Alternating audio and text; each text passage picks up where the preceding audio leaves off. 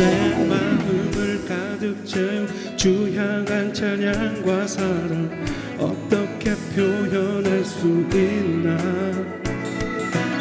수많은 찬양들로 그만 표현할 게 없어 시 고백합니다. 내 마음을 가득 채운 주 향한 찬양과 사랑 어떻게 표현할 수 있나. 수많은 찬양들로 그만 표현할 길 없어 다시 고백합니다.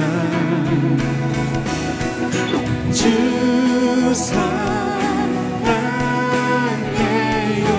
온맘 다하여 말로 다 할 수 없어. 주 사랑해요. 찬양받아 주소서. 수많은 멜로디와 찬양들을 드렸지만 다시 고백하기 원하네. 주님은 나의 사랑 삶의 중심 되시오. 주를 찬양합니다. 한 번 더 고백할까요? 수많은 멜로디와 찬양들을 드렸지만 다시 고백하기 원하네.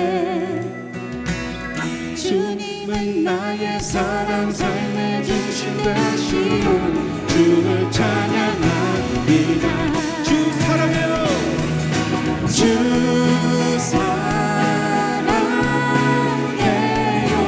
온맘 다하여 말로 다 할 수 없어. 주 사랑해요. 찬양받아 주소서.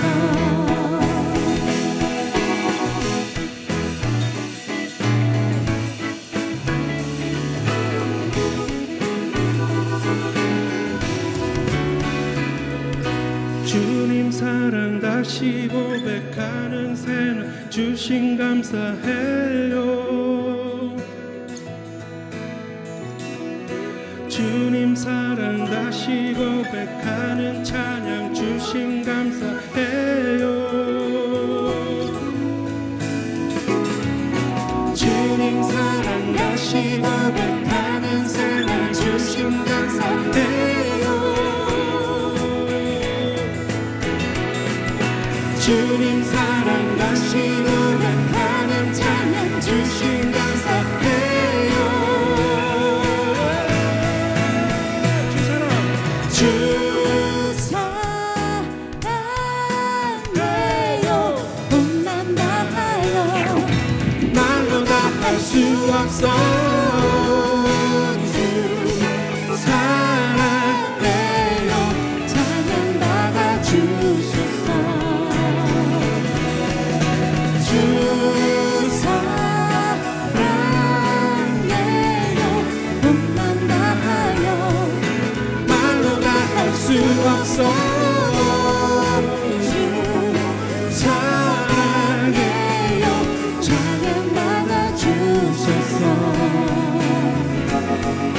찬양받아 주소서. 찬양받아 주소서.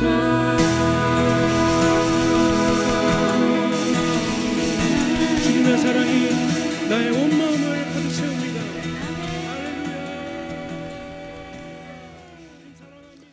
이런 제목입니다. 은혜를 잊을 때 찾아오는 손님입니다. 출애굽기 17장 1절에서 8절 보겠습니다. 출애굽기 17장 1절에서 8절. 함께 같이 읽을까요? 이스라엘 자손의 온 회중이 여호와의 명령대로 신 광야에서 떠나 그 노정대로 행하여 르비딤의 장막을 쳤으나 백성이 마실 물이 없는지라. 백성이 모세와 다투어 이르되 우리에게 물을 주어 마시게 하라. 모세가 그들에게 이르되 너희가 어찌하여 나와 다투느냐. 너희가 어찌하여 여호와를 시험하느냐. 거기서 백성이 목이 말라 물을 찾으매 그들이 모세에게 대하여 원망하여 이르되 당신이 어찌하여 우리를 애굽에서 인도에 내어서 우리와 우리 자녀와 우리 가축이 목말라 죽게 하느냐. 모세가 여호와께 부르짖어 이르되 내가 이 백성에게 어떻게 하리이까. 그들이 조금 있으면 내게 돌을 던지겠나이다. 여호와께서 모세에게 이르시되 백성 앞을 지나서 이스라엘 장로들을 데리고 나일강을 치던 내 지팡이를 손에 잡고 가라. 내가 호렙산에 있는 그 반석 위 거기서 내 앞에 서리니 너는 그 반석을 치라. 그것에서 물이 나오리니 백성이 마시리라. 모세가 이스라엘 장로들의 목전에서 그대로 행하니라. 그가 그곳 이름을 마사 또는 머리바라 이를 불렀으니 이는 이스라엘 자손이 다투었으며 또는 그들이 여호와를 시험하여 이르기를 여호와께서 우리 중에 계신가 안 계신가 하였음이다라. 그때 아말렉이 와서 르비딤에서 이스라엘과 싸우니라. 아멘. 엄경 집사님 가셨나요?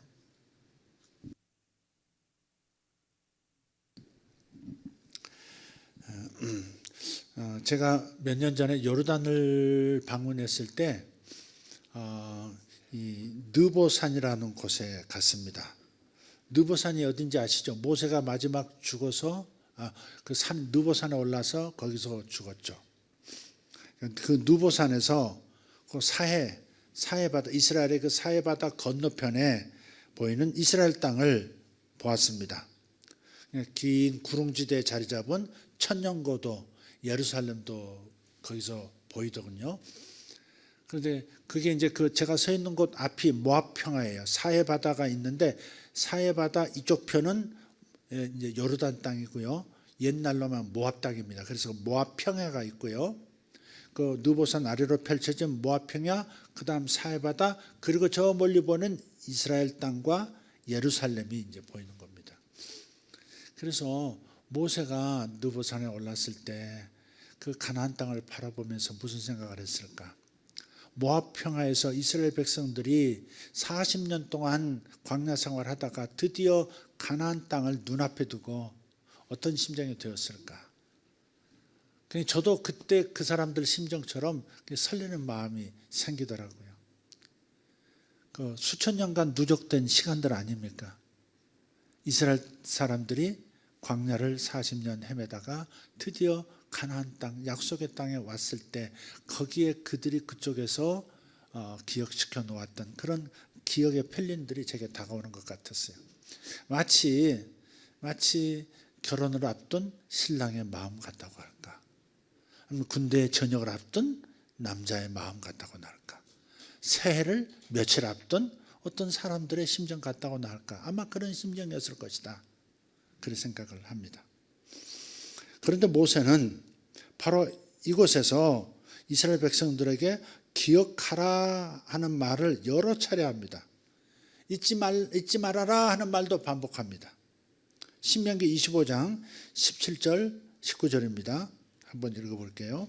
너희가 이집트에서 나올 때 아말렉이 길에서 내게 행한 일을 기억하라. 즉 어떻게 그가 길에서 너를 만나 내가 약하고 피곤할 때 내 뒤를 치되 곧 내 뒤에 떨어진 약한 모든 자를 쳤는지 기억할지니 그가 하나님을 두려워하지 아니하였느니라. 그러므로 주 내 하나님께서 너에게 주사 상속 재산으로 소유하게 하시는 땅에서 주 내 하나님께서 사방에 있는 내 모든 원수들을 물리치시고 내게 안식을 주실 때에 너는 아말렉에 대한 기억을 하늘 아래에서 지워버릴지니라. 너는 그것을 잊지 말지니라. 기억하라, 잊지 말라. 이게 지금 반복되고 있죠. 무엇을 기억하고 무엇을 잊지 말라고 지금 말씀하시는 걸까요? 이 기억하라, 잊지 말라는 아말렉이라는 민족과 관계된 거예요. 아말렉 족속이 광야에서 40년 너희들이 살 때 너희들에게 한 악한 짓들을 기억하고 그 악한 아말렉 족속에 대한 기억을 천하에서 지워버리게 하라. 다시 말해서 아말렉을 멸절시켜라, 그 말씀을 하고 있는 거예요. 예. 아말렉 족속을 제거해서 역사에서 사라지게 하라는 명령입니다. 그런데 아말렉 족속이 도대체 뭘 잘못했길래 하늘 아래서 기억하는 일이 없게 하라고 하나님은 말씀하시는 것일까요? 이것은 아말렉 족속의 뿌리에서부터 먼저 살펴볼 필요가 있는 말씀입니다. 아말렉의 뿌리를 보겠습니다. 창세기 36장 12절에 보면 이렇게 되어 있습니다. 딥나는 에서의 아들 엘리바스의 첩이었는데 그녀가 엘리바스에게 아말렉을 낳으니라. 이들은 에서의 아내 아다의 아들들이더라 그랬어요. 좀 문장이 좀 이상해요. 에서의 아들 엘리바스, 에서가 누구죠? 야곱의 형제였죠. 쌍둥이 형제. 에서의 아들 엘리바스의 첩 딥나라는 첩이 아말렉을 낳았는데, 그런데 호적은 에서의 본처인 아다가 낳은 지식으로 올렸다는 뜻입니다. 그런 경우 있죠. 몸종이 낳았는데 혹은 첩이 낳았는데 본처의 자식으로 이렇게 입양되듯이 호적이 올라가는 경우 있지 않습니까? 그랬다는 거예요. 그리고 다시 세월이 많이 흘렀습니다. 창세기 36장 15절 16절을 보면요, 같이 읽어볼까요? 에서의 아들들 중에서 추장들은 이러하니라. 에서의 맏아들인 엘리바스의 아들들은 추장 대만, 추장 오말, 추장 스보, 추장 그나스, 추장 고라, 추장 가담, 추장 아말렉이었는데 이들은 에돔 땅에 있는 엘리바스에서 나온 추장들이요 아다의 아들들이더라. 역시 아다의 아들들이라고 하는데, 어쨌든 아말렉은 첩이 낳은 아들인데 본처 아다의 자식으로 올려진 사람입니다. 자, 근데 야곱의 쌍둥이 형제인 에서의 맏아들 엘리바스가 낳은 아들이 아말렉인데, 이 아말렉이 추장이 되었다, 즉 족장이 되었다는 말은 무슨 뜻일까요? 큰 무리가 되었다, 그 말입니다. 큰 무리를 이루게 되었다. 아말렉이 이제 또 결혼하고 자손을 번성시켜서 커다란 족속이 되었다, 그 말을 하고 있는 거예요. 야곱이 큰 민족 이스라엘이 되었듯이 에서도 큰 무리를 이루었습니다. 그 중에서도 엘리바스의 아들인 아말렉도 강성한 세력으로 자라난 겁니다. 근데 이 아말렉 족속이 어디에 거주했느냐? 그 광야에 거주했었던 거예요. 지금으로 말하면 사우디아라비아 그쪽에. 그래서 이 아말렉 족속이 애굽에서 나온 이스라엘 백성들을 광야 40년 생활하는 동안에 줄기차게 괴롭힘을 주었던 거예요. 주로 행군할 때 뒤처지는 무리가 있죠. 그러니까 어떤 사람들이 뒤처지죠? 병약자들, 노인들, 그리고 어린아이들. 근데 앞에서 전진하는 남성들, 군대처럼 전진하는 그 힘 있는 사람들의 마음은 누가 있어요? 뒤에 처져 있는 자기의 아내, 자기의 자식, 자기의 부모라고요. 뒤쪽에 처져 있는데 아말렉이 꼭 공격하면 꼭 뒤쪽으로 몰려와서 그냥 들이쳐서 자식을 잡아가고 여자를 데려가고 노인들을 다 죽이고 그랬단 말이에요. 굉장히 비겁한 그런 방식으로 이 괴롭혔던 족속이 아말렉 족속입니다. 그래서 가나안 땅에 들어간 이후에도 여전히 저들을 괴롭힌 존재들이 바로 아말렉입니다. 훗날에 이스라엘 백성들이 다 이제 가나안 땅에 들어가서 정착을 하죠. 오랫동안 번성을 했어요. 그러다가 바벨론에 의해서 멸망당하잖아요.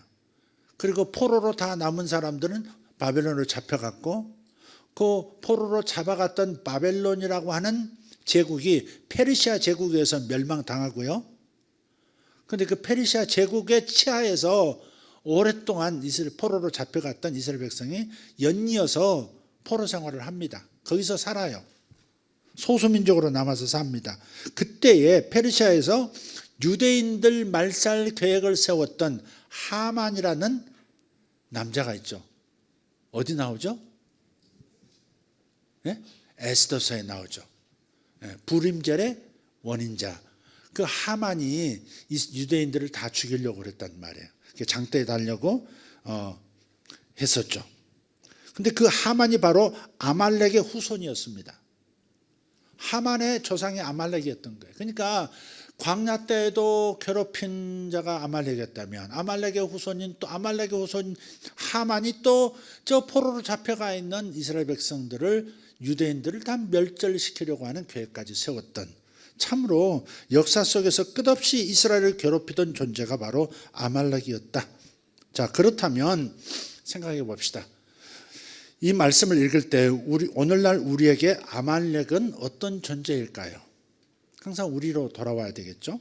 근데 아말렉은 한마디로 사탄과 함께 동역하는 죄 세력을 의미합니다. 신앙의 길을 걷고자 하는 우리를 흔드는 외부의 공격, 그리고 외부만 존재하지 않아요. 내 안에 있는 죄의 세력, 그것도 아말렉입니다. 외부에서 나의 신앙을 흔드는 세력, 내 안에서 나의 신앙을 좌절시키는 세력, 다 아말렉입니다.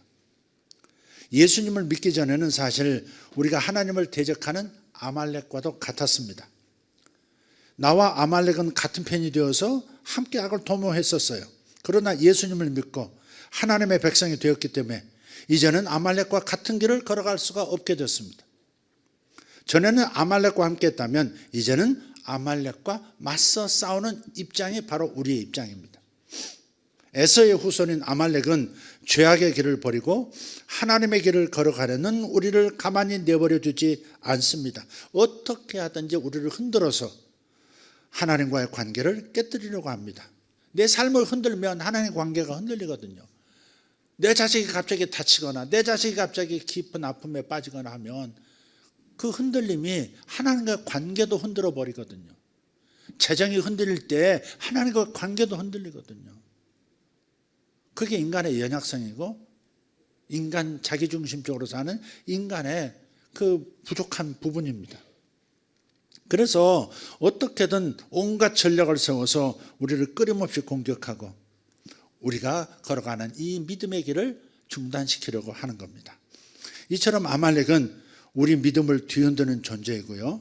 하나님께서 주시는 은혜의 풍성함을 수탈해가는 죄의 세력입니다.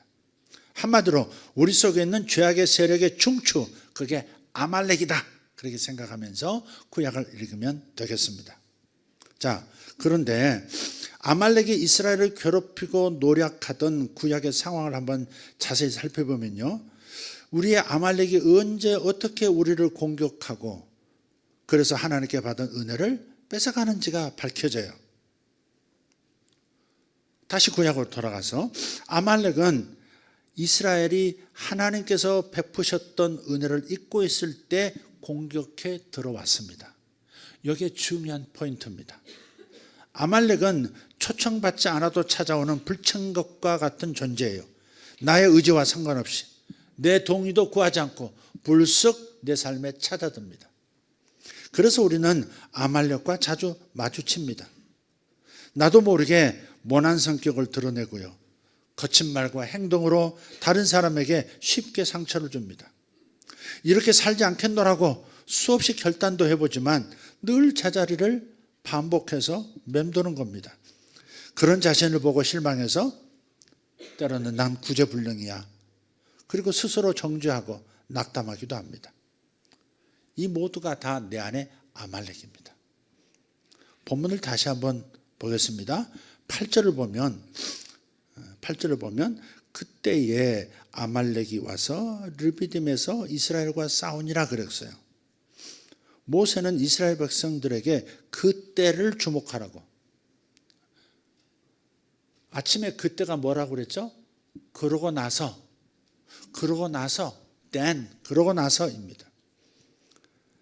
그러고 나서 르비딤에서 이스라엘에게 아말렉이 공격하는 거예요. 그러니까 아말렉과의 싸움이 시작된 그때를 기억하라 하는 겁니다. 언제 아말렉이 공격해 왔는지 그거 기억해, 그 말씀이세요.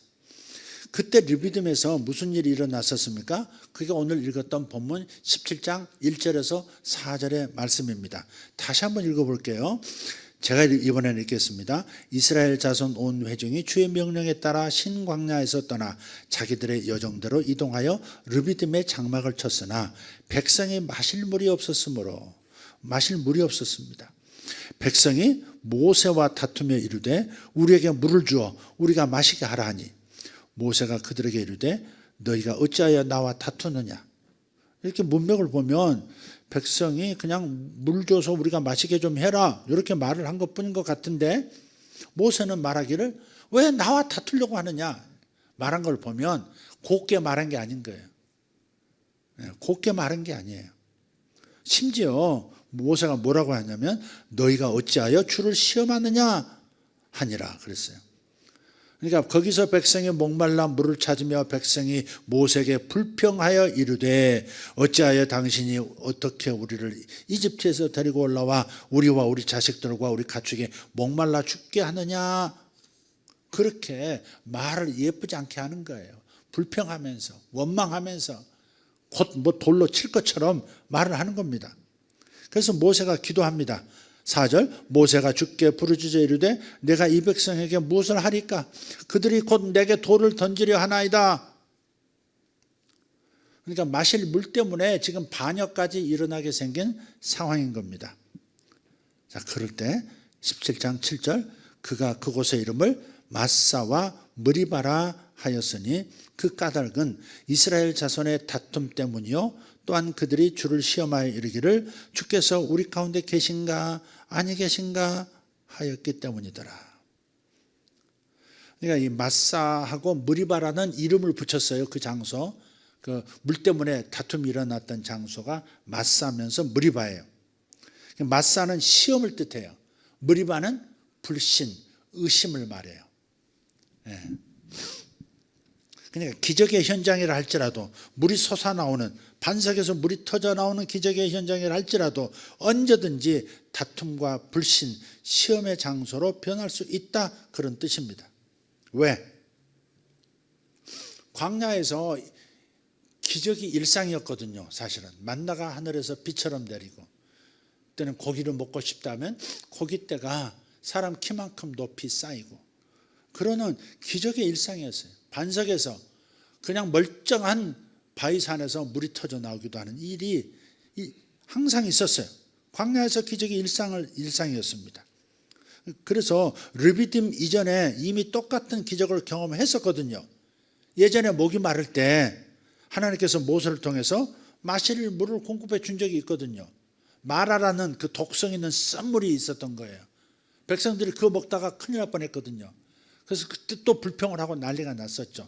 그런데 하나님께서 한 나무를 가리켜서 십자가를 상징하지만 나무를 가리켜서 그 나무를 물에 던져라 명령하셨고 모세는 순종했고 그 물이 단물이 되었다. 그래서 마실 수 있는 물이 된 거예요. 기적이 일어난 거죠. 그런 기적이 경험했었음에도 불구하고 그렇다면 반응이 어때야 되겠어요? 또 하나님께서 물을 주시겠지 하는 믿음을 가지고 온순하게 물 달라고 물을 좀 공급해 주세요 라고 말할 수 있음에도 불구하고 그렇지 않고 또 집어 던지면서 난리를 피우면서 요청을 하니까 그냥 난리가 난 거죠. 그게 사람 있고 그런 거예요. 이전에 모기를 마를 때 하나님께서 공급해 주셨으면 이번에도 공급하시리라 믿고 믿음으로 평안하게 말할 수 있을 텐데 어째 그러지 못할까? 출애굽기 15장 22절 26절 한번 보겠습니다. 같이 읽겠습니다. 이렇게 모세가 홍해에서 이스라엘을 데려가며 그들이 나와서 수르 광야에 들어가 광야에서 사흘 동안 갔으나 물을 찾지 못하더라. 그들이 마라에 다다랐을 때 마라의 물들이 써서 마실 수 없었으므로 그곳 이름을 마라라 하였더라. 백성이 모세에게 불평하여 이르되 우리가 무엇을 마실까 하므로 그가 주께 부르짖었더니 주께서 그에게 한 나무를 보여주심으로 그가 그것을 물들에 던짐에 물들이 다르게 되었더라. 거기서 그분께서 그들을 위해 법규와 규례를 정하시고 거기서 그들을 시험하시며 이르시되 내가 주 내 하나님의 음성에 부지런히 귀를 기울이고 다시 내가 주 내 하나님의 음성에 부지런히 귀를 기울이고 그렇게 되시기를 바랍니다. 그가 보기에 옳은 것을 행하며 아멘 그의 명령들을 귀담아 듣고 그의 모든 법규를 지키면 내가 이집트 사람들에게 내린 이 질병 중 하나도 내 위에 두지 아니하리니 나는 너를 치유하는 주니라 하시니라. 그러니까 마실 물이 없는 상황에서 물을 주심으로써 살 길을 여신 하나님을 이스라엘은 체험했습니다. 그러니 다시 이런 상황이 생길지라도 동일하게 도움을 주실 것을 믿을 수 있게 된 거예요. 그런데 왜 이런 상황이 생겼습니까? 왜 믿음으로 반응하지 못하고 또다시 불평하고 반역하는 상황까지 가버린 것입니까? 이유는 뭐예요?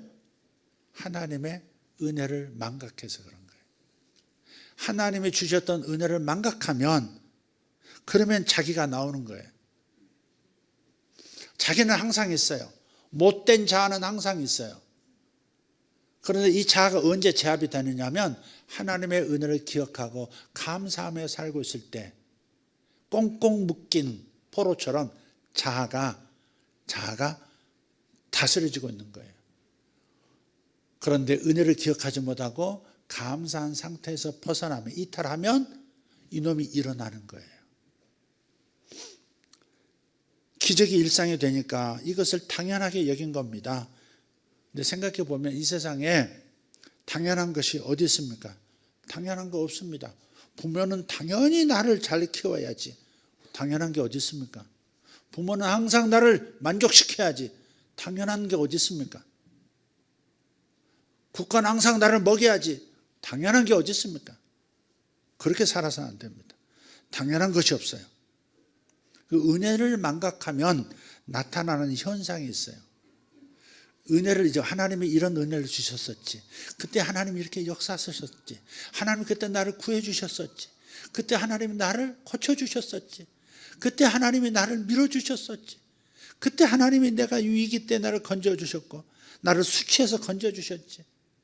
그때 하나님이 나를 채워서 이렇게 아름다운 가정을 이루게 해주셨고 이렇게 살 수 있도록 만들어 주셨지. 이런 하나님의 은혜를 망각하면 잊어버리면 반드시 나타나는 현상이 있어요. 감사가 사라져요. 첫째는 감사가 사라져요. 감사가 사라지면 뭐가 일어나요? 작은 어려움에도 불구하고 원망하고 불평해요. 아주 작은 건데도 원망하고 불평해요. 은혜가 떨어진 사람은 꼭 그래요. 은혜가 떨어진 사람은 감사하지 않을 뿐만 아니라 불평과 원망을 자꾸 입에서 하게 돼요. 그러면 무슨 일이 생겨요? 하나님의 임재를 경험할 수 없게 돼요. 패턴이 그렇습니다. 은혜를 망각하면 첫째, 감사가 사라진다. 두 번째, 원망과 불평이 나타난다. 그 다음에 하나님의 임재를 느끼지 못하는 상태가 된다.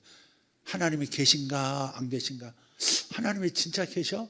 하나님이 정말 나를 사랑하셔? 긴가 민가 하는 상태가 되어버려요. 하나님의 임재를 못 느껴요. 그리고 한 가지 더 있다면 하나님께서 세우신 영적 권위를 인정하지 않아요. 무시해요. 하나님이 세우신 질서가 있잖아요. 그죠? 하는 질서에 하나님이신 줄 믿습니다. 근데 이게 은혜를 망각하고 감사가 사라지고 나니까 불평하고 원망하다가 어떻게 돼요? 리더십도 공격하기 시작하는 거예요. 지금 오늘 가룟유다가 주님 아주 대놓고 주님을 엿먹이겠다 그런 심정으로 그냥 팔아 넘겨버리듯이 그런 일이 생기는 거예요.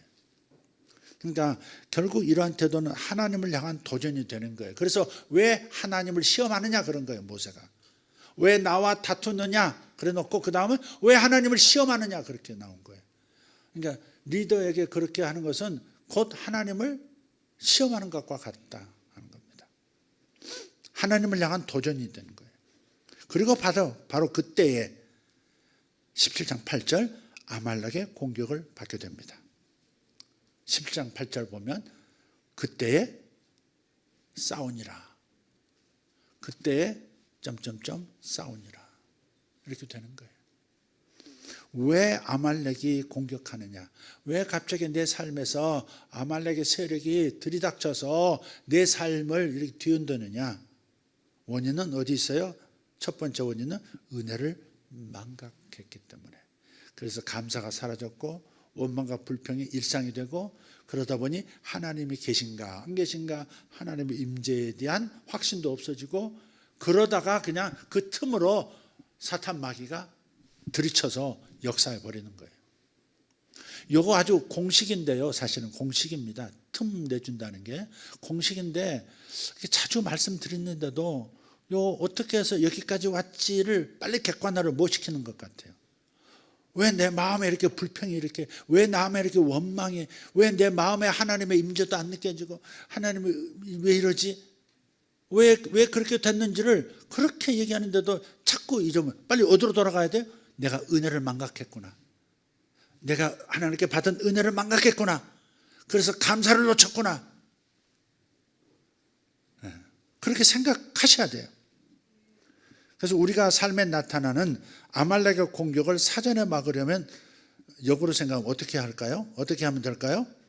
첫째, 하나님의 은혜를 기억하고 감사하시면 돼요. 감사는 하나님께서 주신 그 축복에 재접속하는 것과 같습니다.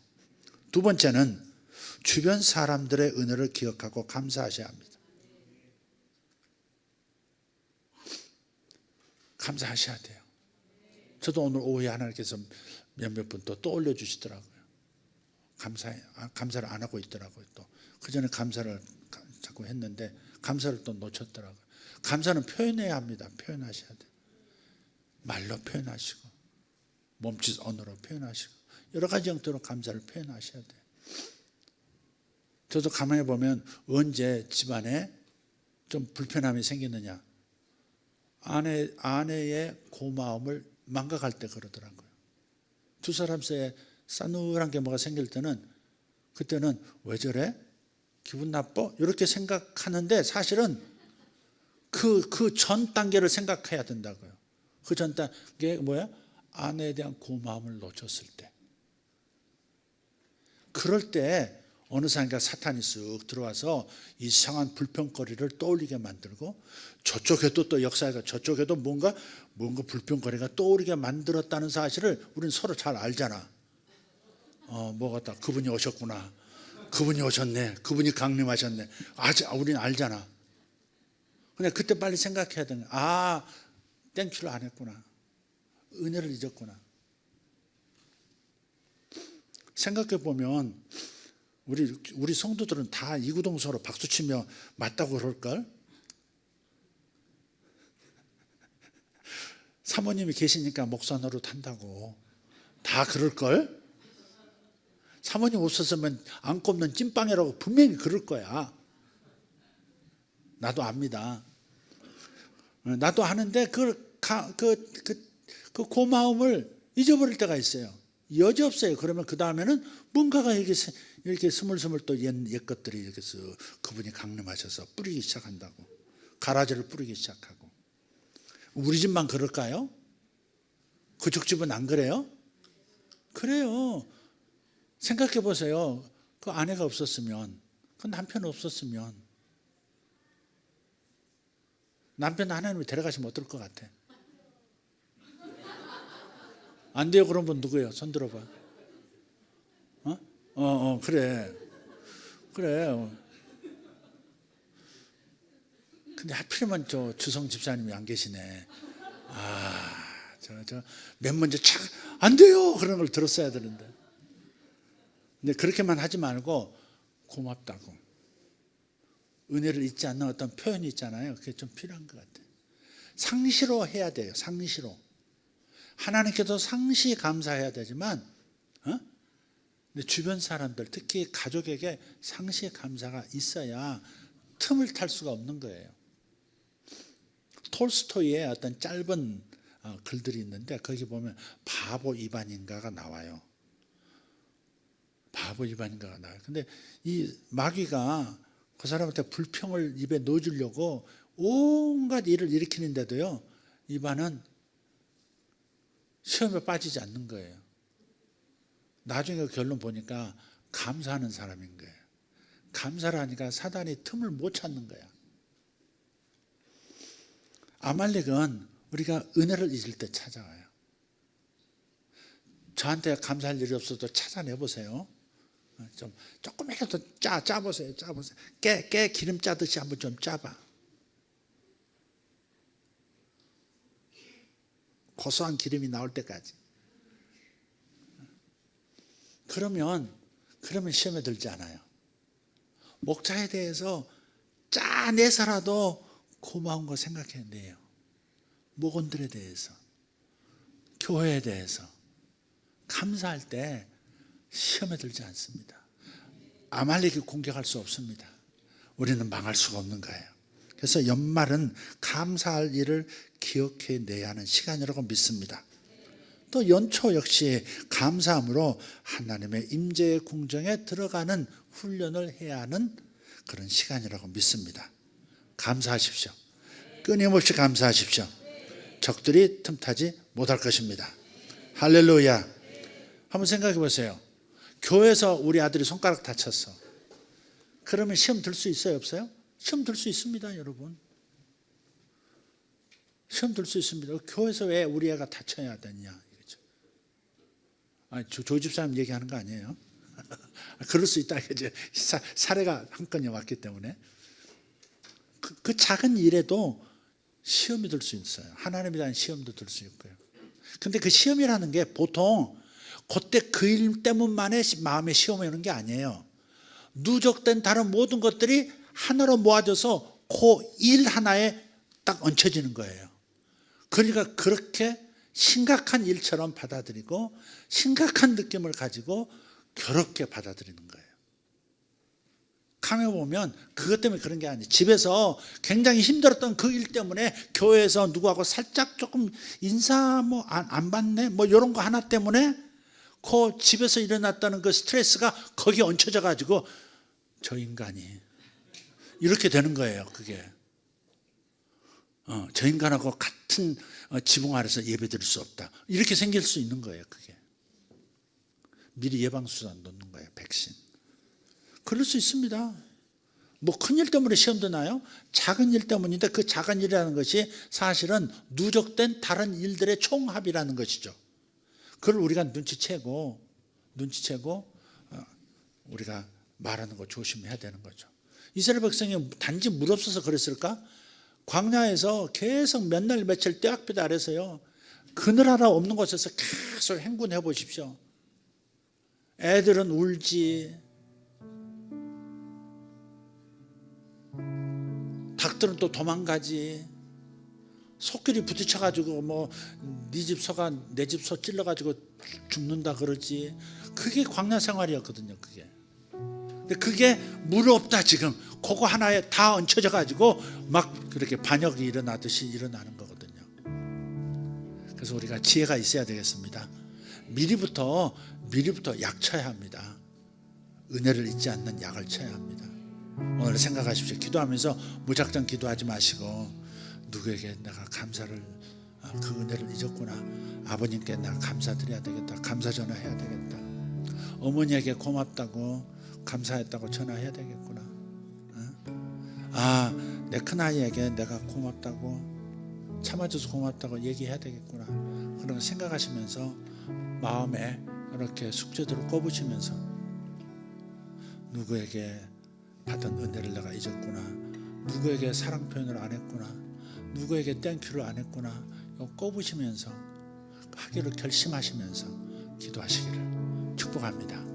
올 연말은 감사를 기억해내는, 은혜를 기억해내는 시간이 되어야 합니다. 그러면 내년이 훨씬 수월하게 축복의 장으로 내 눈앞에 펼쳐질 줄 믿습니다. 기도하십시다. 다 같이 일어나실까요? 주님 감사합니다. 은혜를 잊을 때 찾아오는 손님 아말렉, 은혜를 잊을 때 찾아오는 불평의 아말렉, 원망의 아말렉, 탓의 아말렉, 아버지 하나님 은혜 잊지 않는 인생, 좋은 마음 습관 갖게 해주시옵소서. 지금부터 길러 나가겠습니다. 더 길러 나가겠습니다. 조그만 틈도 사탄에게 주지 않겠습니다. 아말렉에게 넣어줄 땅은 없습니다. 그 비겁한 악의 세력에게 넘겨줄 영역이 내 삶에는 한치도 없습니다. 나는 방어할 것입니다. 감사함으로, 은혜의 감사함으로 반응하며 살 것입니다. 하나님께 감사, 주변인들에게 감사, 우리 하나님께 감사, 고마우신 분들께 감사, 감사하며 살게 하여 주시옵소서. 감사의 영이 임할지어다. 성령의 감사의 영이 임할지어다. 은혜를 기억함에 영이 임할지어다. 예수님의 이름으로 기도합니다. 주여, 주여, 주여. 할렐루야. 우리 아버지여 감사합니다.